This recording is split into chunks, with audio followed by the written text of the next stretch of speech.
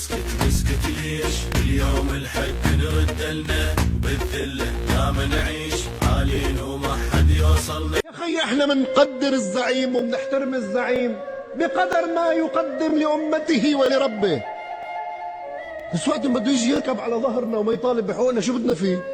لك انا المراجع عم اقول شو بدنا فيهم اذا بدهم يقعدوا يعملوا للدين كله احتياطات.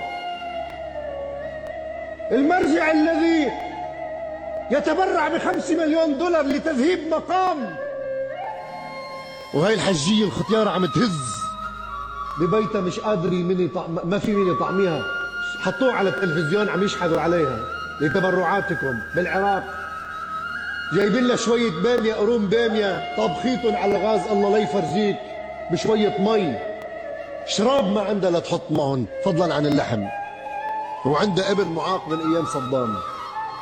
لك اي دين هذا؟ اي دين هذا؟ هذا دين بيوجع القلب. وقت اللي بده يكون في عندك حجيه من هالشكل كبيره في السن لا تجد من يرعاها في الاسلام ولا في بيت مال المسلمين.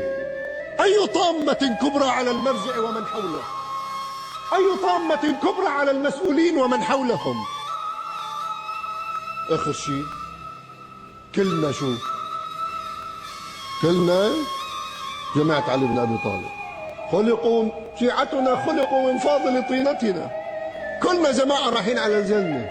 ليش؟ بحجة علي بن ابي طالب. لا يا عم الدين مش هيك، والله الدين مش هيك. والله اللي بيقرأ نهج البلاغة لا يكفر بكل الموجودين بالعالم العربي والإسلامي. ما في تطبيق للدين ولا لأبسط حقوق الناس والمواطنين.